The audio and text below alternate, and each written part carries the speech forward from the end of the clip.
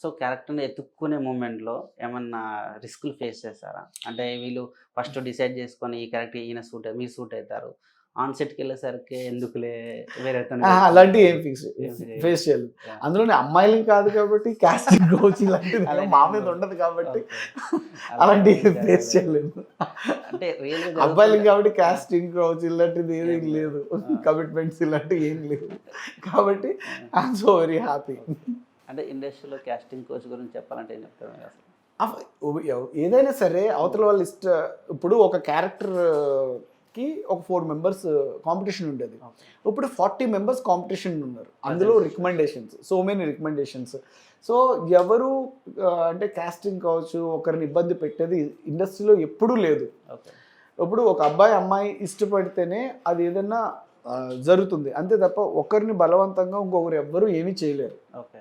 అది మైండ్‌లో పెట్టుకోండి. మెయిన్ ఇక్కడ ఇండస్ట్రీ ఒక్కరు తప్పు చేసినంత మాత్రాన 99% ఉండే వాళ్ళందరిని కూడా బ్లేమ్ చేస్తారు. ఇండస్ట్రీ వాళ్ళందరూ ఇంతే, ఇండస్ట్రీ వాళ్ళందరూ ఇలాగే ఉంటారు. అది వెరీ రాంగ్ అసలు. చాలా తప్పది. ఒక పర్సన్‌ని చూసే మనం డిసైడ్ చేస్తే ఎవరో ఉంటారు. ఇప్పుడు ఎందులో లేరు చెప్పండి? సినిమా ఇండస్ట్రీలోనే అంటారా? మీరు ఇప్పుడు నేను చెప్పాను సాఫ్ట్‌వేర్ గానీ, ఏదైనా వర్క్ చేసుకునే వాళ్ళు గానీ, డిఫరెంట్ డిఫరెంట్ కైండ్ ఆఫ్ జోనర్స్‌లో అందరూ కష్టపడే వర్క్ చేస్తున్నారు. అందరిలో కూడా అన్నీ ఉంటాయి. సో సినిమా వాళ్ళ మీద ఎందుకు ఎక్కువ వేసి బ్లేమ్ చేస్తారన్నది అర్థం కాదు. ఫేస్ కనపడుతుంది కాబట్టి. ఎగ్జాక్ట్లీ ఫేస్ కనపడుతుంది. వాళ్ళ గురించి వేస్తే ప్రమోషన్స్ కానీ ఎవ్రీథింగ్ అంతా తిరిగి చూస్తారు. వాడేం చేస్తున్నాడా, వీడేం చేస్తున్నాడా. మన ఇంట్లో జరిగే దానికన్నా పక్కింట్లో జరిగే దాని గురించి ఎక్కువ ఫోకస్ ఉంటుంది. అలాగే సినిమా వాళ్ళ మీద ఏం చేస్తున్నారు అన్నది ఫోకస్ ఎక్కువ ఉంటుంది. ఏదంటే పబ్లిక్ ప్రాపర్టీ, పబ్లిక్ ఫిగర్స్ కాబట్టి ఎవ్రీథింగ్. సో అంతే తప్ప ఈ కాస్టింగ్ కావచ్చు ఇవన్నీ కూడా ఇష్టపడితేనే అవతల వాళ్ళు ఇది కన్వే ఉంటుంది తప్ప బలవంతంగా ఎవ్వరు ఎవరిని ఏమీ చేయరు. ఇదైతే ఫిక్స్ అండి ఇది. ఓకే. పెద్ద సినిమాల్లో కూడా ఇలానే జరుగుతూ ఉంటాయి. అంటే అట్లా. అయినా ఇప్పుడు పెద్ద సినిమాలు చిన్న సినిమాలు అని నేను చెప్పను. ఏదైనా సరే మాకు సినిమా అంటే సినిమాయే. అంతే. ఇప్పుడు పెద్ద సినిమాల్లో ఒకలాగా చేయటం, చిన్న సినిమాల్లో ఒకలాగా చేయటం అనేది అక్కడ క్యారెక్టరైజేషన్స్ డిఫరెంట్గా ఉంటాయి. ఓకే. ఎప్పుడైనా సరే హీరోస్ రేంజ్ డిఫరెంట్గా ఉంటుంది. కానీ మాకు ఇచ్చే క్యారెక్టర్ మాత్రం ఏదైనా సరే ఆ క్యారెక్టర్ ఫుల్ఫిల్ చేసామా లేదా అన్నదే మాది. అంతే డైరెక్టర్ హ్యాండిల్. ఇప్పుడు ఆయనే హ్యాండిల్ చేస్తారు. ఆయన చెప్పినట్టు నిజంగా ఇప్పుడు వచ్చే డైరెక్టర్స్ అంటే నిజంగా intelligence and very matured directors. ఎందుకంటే ఆయన కష్టపడి ఒక క్యారెక్టర్ తయారు చేస్తారు. ఆ క్యారెక్టర్ మనం ఫుల్ఫిల్ చేయగలరు. ఆడియన్స్ని ఎప్పటికీ ఎవ్వరూ సాటిస్ఫై చేయలేరు. కమల్ హాసన్ గారు కూడా ఇప్పటికీ ఆడియన్స్ని సాటిస్ఫై చేయలేరు. ఎందుకంటే డైరెక్టర్ని సాటిస్ఫై చేయగలిగితే చాలు. మనకి క్యారెక్టర్ ఇచ్చి డిజైన్ చేసుకునేది వన్ అండ్ ఓన్లీ డైరెక్టర్. ఆయన సాటిస్ఫై చేయగలిగితే ఆయన హ్యాపీ ఫీల్ అయితే చాలు. అదే మై టార్గెట్. ఆర్టిస్ట్ టార్గెట్ ఎప్పుడు అదే ఉంటుంది. సో మీరు బాహుబలిలో ప్రభాస్ గారితో యాక్ట్ చేశారు కదా, సెట్ ఎట్లా ఉండేది అన్న? వెరీ కామన్ అసలు. వెరీ ఫ్రెండ్లీ ఉంటారు. ఇలా ఇంకేం చేస్తున్నాం, బ్రేక్ఫాస్ట్ అయిందా, ఇంత బాగా మాట్లాడతారు. చాలా బాగా రిసీవ్ చేసుకుంటారు. ఇప్పుడు వెళ్ళినా కానీ ఎక్కడికైనా సెట్స్లో షూటింగ్ జరిగినా ఏదైనా వెళ్ళి కనిపించినా కానీ చాలా బాగా మాట్లాడతారు, చాలా బాగా రిసీవ్ చేసుకుంటారు. చిన్న ఆర్టిస్టులు కూడా మంచి. ప్రభాస్ అని అంటే నిజంగా డార్లింగ్. అంటే ఆయన ఫుడ్తోనే చంపేస్తారని తెలుస్తుంది కదా. మీకు కూడా ఏమన్నా బాహుబలి ఆ టైంలో జరిగేటప్పుడు కూడా అందరికీ ఇచ్చేవారు. సో మీరు యాక్టింగ్ గారు నేర్చుకున్నారన్న? అంటే యాక్టింగ్ నేను రాజమౌళి సార్ దగ్గర ఎక్కడ బయట ఎక్కడ నేర్చుకున్నారు? నాకు యాక్టింగ్ రాదు. నేను సీరియస్లీ చెప్తున్నా. నేను యాక్టింగ్ నేర్చుకోలేదు.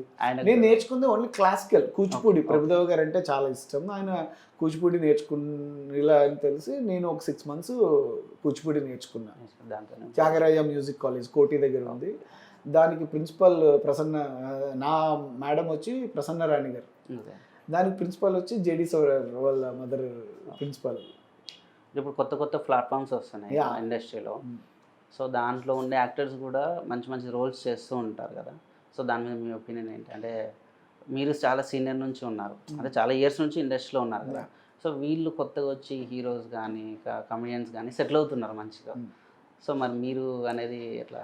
ఎప్పుడో ఒకటి చెప్తా. నేను కూడా ఒకప్పుడు కొత్తగా వచ్చినానే కదా. కొత్తగా వచ్చారు. బట్ ఇప్పుడు మీరు కొత్తగా ఒక ఛానల్ పెట్టారు, మ్యాక్స్ టీవీ అని. సో మీరు కొత్తగా వస్తున్న వాళ్ళే కదా. ఇప్పుడు పాతగా TV9 అంటే పెద్ద పెద్ద ఛానల్స్ ఉన్నాయి కదా అని చెప్పి మీరు ఎందుకు మరి ఆగిపోయి అవే చూడకుండా మరి కొత్త ఛానల్ ఎందుకు స్టార్ట్ చేశారు? కొత్త మీరు ఆల్రెడీ ఉన్నారు కదా, ఎస్టాబ్లిష్ కాలేక ఎందుకు వెళ్ళాలి? ఎస్టాబ్లిష్ నా క్యారెక్టర్స్ నాకు వస్తున్నాయి. ఇప్పుడు 5 movies జరుగుతున్నాయి. నా క్యారెక్టర్ అంటూ నాకు ఉంటుంది కదా. ఓడు నన్ను గుర్తించడం వల్లే కదా వాళ్ళ 5 moviesలో నాకు ఇచ్చారు. కొత్తగా అంటే ఎవరైనా సరే కొత్త వే రావాలి, కొత్తగా ఆర్టిస్టులు రావాలి.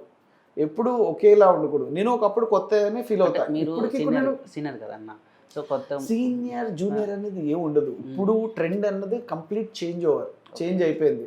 ఇప్పుడు ఆపర్చునిటీస్ ఇది వరకు ఒక్క క్యారెక్టర్కి 4 మెంబర్స్ కాంపిటీషన్ ఉండేది. ఇప్పుడు 40 మెంబర్స్ కాంపిటీషన్ ఉంది.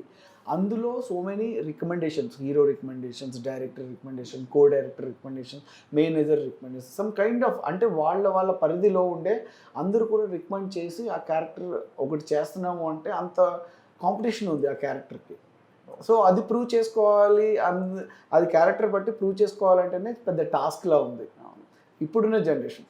సో అలాంటిదప్పుడు పాత వాళ్ళు సెటిల్ అవ్వాలి, కొత్త వాళ్ళు వచ్చి సెటిల్ అవుతున్నారు, ఇదన్నీ ఏం లేదు. బట్ ఇట్స్ టాలెంట్, లక్, ఈ రెండు కలిసి ఉంటేనే మనం నిలబడగలం 100%. అదొకటే చూసుకోవాలంటే 100% అదే. నేను ఎప్పుడు కొత్తగానే ఫీల్ అవుతా. నాకు ఇప్పుడు ఏదైనా సినిమా వచ్చిందంటే ఇప్పుడు పాత సినిమాలన్నీ పక్కన పెట్టేసి ఇప్పుడు నేను కొత్తగా ఏం చేయగలను, డైరెక్టర్ దగ్గర నేను కొత్తగా ఏం పర్ఫామ్ చేయగలను, ఆ క్యారెక్టర్ని ఎలాగా జస్టిస్ చేయగలను అన్నది ఫీల్ అవుతాను నేను. అంతే తప్ప నాకు కొత్త పాత అంటే ఇన్ని సినిమాలు నేను అరౌండ్ 53 మూవీస్ నేను చేసేవాడే కాదు. అప్కమింగ్ మూవీస్ ఎవరు ఉన్నారు సార్?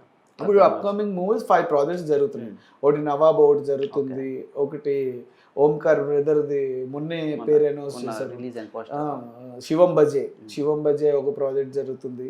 ఇంకా మిస్టర్ ఆనంద్ అని ఒక వెబ్ సిరీస్ జరుగుతుంది. కొత్తవి ఇంకా పేర్లు పెట్టలేదు, ఒక 2 ప్రాజెక్ట్స్ జరుగుతున్నాయి. క్రైమ్ రీల్ అని ఒక బిగ్ బాస్ సంజన ఉంది కదా, తను డైరెక్టర్గా చేస్తున్నారు, అదొక ప్రాజెక్ట్. అందులో మంచి పోలీస్ ఆఫీసర్ క్యారెక్టర్, అదొకటి జరుగుతుంది. సో ఇంకా ప్రైవేట్ ఆల్బమ్ సాంగ్స్ చేద్దామని I'm personally interested in songs. ఇప్పుడు తెలంగాణ సాంగ్స్ జరుగుతున్నాయి, ఫోక్ సాంగ్స్ లాగా. So short films, web series అలాంటివి ఏదైనా జరుగుతున్నాయి. అంటే మీ దాంట్లో ఏమైనా కొత్త వాళ్ళని ఛాన్స్ ఉందా? డెఫినెట్లీ. ఇప్పుడు నేను అదే చెప్తున్నాను కదా, నాకు పాత కొత్త అని ఉండదు. ఈ క్యారెక్టర్కి మీరు సరిపోతున్నారు అనుకోండి, నిజంగా మిమ్మల్ని అడుగుతా, మీరు కొంచెం చేస్తారు, ఈ క్యారెక్టర్ మీరు చేస్తే బాగుంటుందని. అంతే. ఇప్పుడు ఆ క్యారెక్టర్లో మీరు ఆడియన్స్ని మెప్పించి మీరు ఫుల్ఫిల్ చేయగలిగితేనే యువర్ లైఫ్. అంతే. వాళ్ళు మెచ్చుకోవడం కోసమే కదా మనం ఏం చేసినా, ఎంత కష్టపడినా ఏం చేసినా అది ఫుల్ఫిల్ చేస్తే చాలా.